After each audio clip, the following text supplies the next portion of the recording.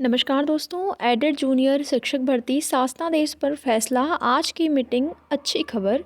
Junior added शिक्षक भर्ती बिल्कुल अपने अंतिम चरण में है और अंतिम चरण में भर्ती के साथ साथ यहाँ पर अभ्यर्थियों के मन में सबसे बड़ा सवाल सीट की संख्या को लेकर है। क्या सीटों में वृद्धि होगी या नहीं, तो इस विषय पर भी चर्चा करेंगे। अभी तक की जो भी अपडेट है, इसके साथ ही साथ आप सभी को बता दें, आज आपकी भर्ती के संबंध में जो है मीटिंग के बारे में आपको जानकारी दी गई थी कि आज जो है मीटिंग होगी, जिसमें कि आप सभी को बता दें कि सारी चीज़ें क्लियर हो जाएंगी।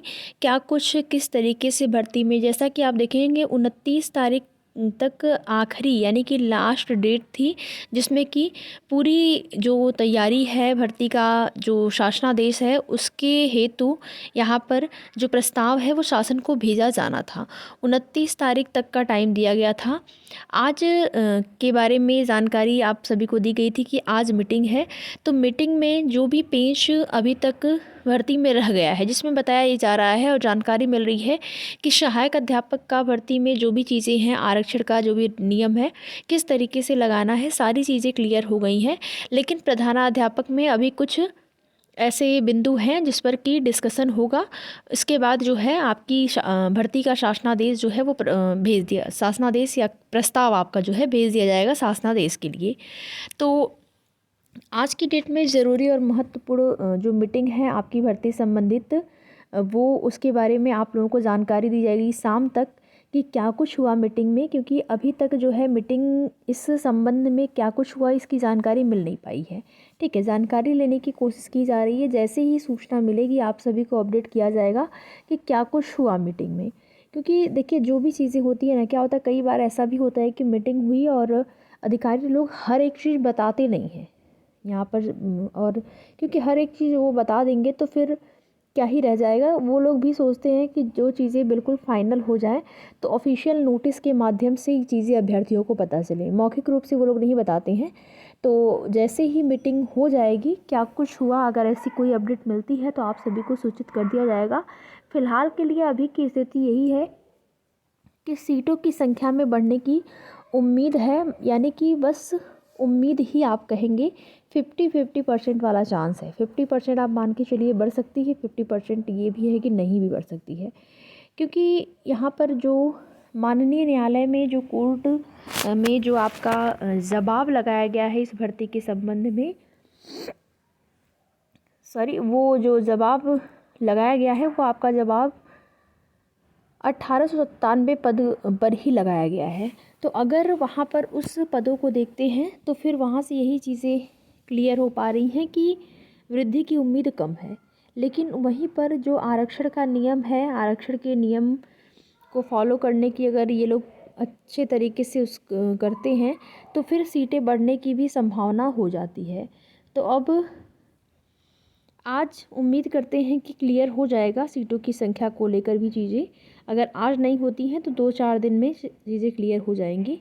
बाकी शासनादेश आपका जनवरी के महीने में ही आने की जानकारी और जो भी अपडेट मिल रही है कि जनवरी के महीने में लगभग आप मान के चलिए कि 10 तारीख के आसपास आपका शासनादेश आपको देखने को मिल जाएगा। ठीक है, तो भर्ती में क्या है कि भर्ती को पूरी करवानी है और किसी भी तरीके से बस भर्ती पूरी हो। यहाँ पर राजनीति नहीं करना है, क्योंकि इस भर्ती में राजनीति आप देख रहे होंगे बहुत ज़्यादा हो रही है। बस एक दूसरे को लोग टारगेट करते रहते हैं। कोई किसी के बारे में बोलेगा, कोई किसी के बारे में बोलेगा, अपने बारे में कोई नहीं बोलता है।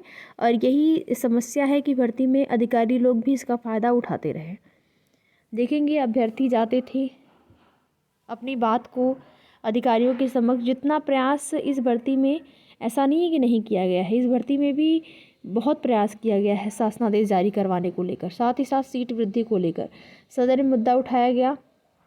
और अब देखते हैं कि सदन में जो मुद्दा उठाया गया उसका क्या प्रभाव पड़ता है, यानी कि उसका प्रभाव जल्द पड़ता है या फिर जो सीटों की संख्या को लेकर है, क्या उसमें सीटों की संख्या में वृद्धि होती है। बाकी शासनादेश तो आपका 10 जनवरी तक आ ही जाना चाहिए। तो उम्मीद करते हैं नए वर्ष में आप लोगों को निराशा हाथ नहीं लगेगी। बाकी देखेंगे डेली न्यूज़पेपर के माध्यम से नया शिक्षा सेवा चयन आयोग में 4 जनवरी को महत्वपूर्ण बैठक बुलाई गई है और उम्मीद है कि शिक्षक भर्ती नई भर्तियों संबंधित जो कुछ महत्वपूर्ण बैठक जब होगी तो इसमें कुछ चीज़ें निकल कर आ सकती हैं, जिसमें कि यूपी में शिक्षक भर्ती संबंधित बैठक में बेसिक माध्यमिक उच्च शिक्षा प्रशिक्षण एवं सेवा योजना के निदेशकों के साथ ही महानिदेशक अटल आवासीय विद्यालय को भी बुलाया गया है। सभी अधिकारियों संबंधित विभाग के अध्याचन का विवरण साथ लाने की अपेक्षा की गई है। बैठक में अध्याचन पर विस्तार से चर्चा होगी। नए आयोग के पास परिषदीय विद्यालयों में सहायक अध्यापक, अशासकीय सहायता प्राप्त माध्यमिक विद्यालयों में शिक्षक एवं प्रधानाचार्यों, अशासकीय महाविद्यालय में असिस्टेंट प्रोफेसर और आचार्य, अल्पसंख्यक महाविद्यालय में अटल आवासीय विद्यालयों की शिक्षक भर्ती का जिम्मा है। उसी दिन आयोग के पैनल में शामिल अधिवक्ताओं की भी बैठक होगी। बैठक में लंबित मुकदमों के निस्तारण को लेकर चर्चा की जाएगी। आयोग के गठन से पूर्व उच्चतर शिक्षा सेवा आयोग, उत्तर प्रदेश माध्यमिक शिक्षा सेवा चयन बोर्ड के लंबित मुकदमे की पैरवी भी जो है आयोग कर रहा है।